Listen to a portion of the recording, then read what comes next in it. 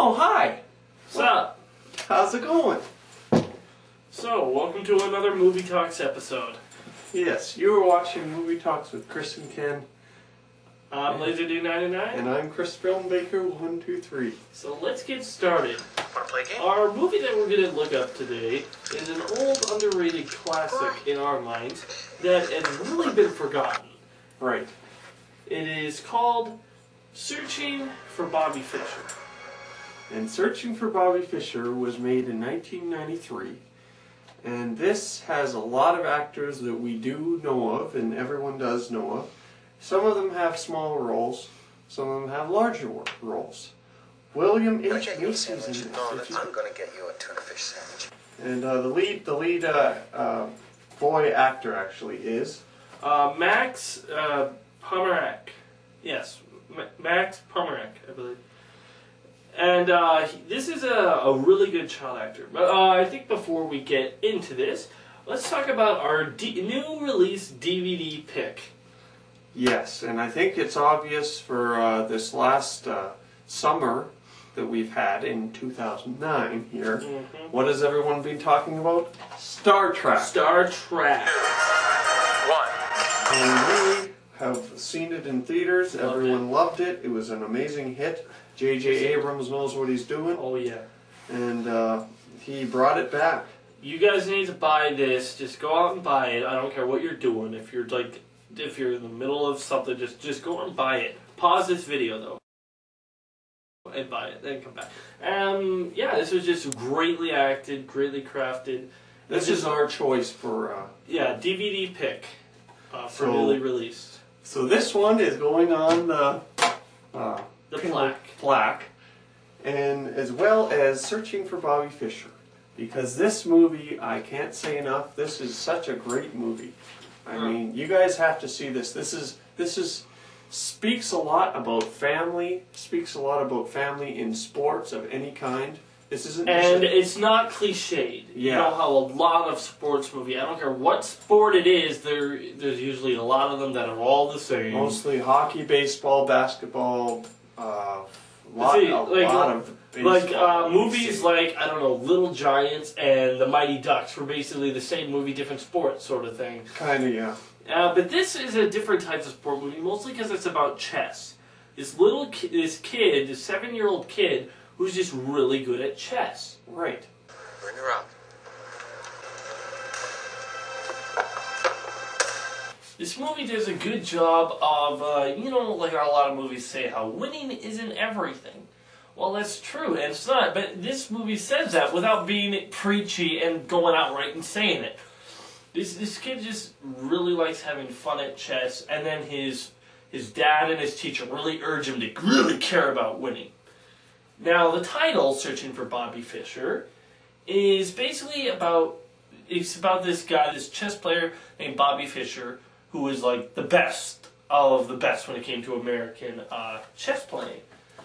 And the reason it's called Searching for Bobby Fischer is after he won his last championship, he just disappeared. And this goes into the history, a lot of black and white footage of where Bobby Fischer was and how he's walking around and how in all his game playing, and it has pictures and videos and whatnot. But it's really speaking, to the audience of how they see a champion, and it's kind of a true story because well, I know, but it's a true story for a lot of people. Yeah. When they get to the top of a certain point, it's like where else can you go? Your championship now. What are you gonna do? Some people they live with it. They have a nice mansion and everything. Others, I don't know. This movie, it does a good job of not only showing like the sportsmanship, but it also gives an interesting story with this kid who, he's good at chess and he likes playing it, but there's a scene where his teacher is saying, you gotta hate your opponent. You gotta hate your opponent. He's like, I don't want to hate them. He's a good-hearted kid, which is basically at his core. He's a good-hearted kid who just likes playing this game. He's good at it. Yeah, he wants to win, But he actually almost teaches Dad and his That's not what I teacher understand. that winning isn't everything. Yeah, and you know, I don't it's understand why funny this happened. because Why the did this dad happen? and the teacher, they basically learn a lesson too throughout this, because it starts off when as a perspective of a parent seeing their kid gifted.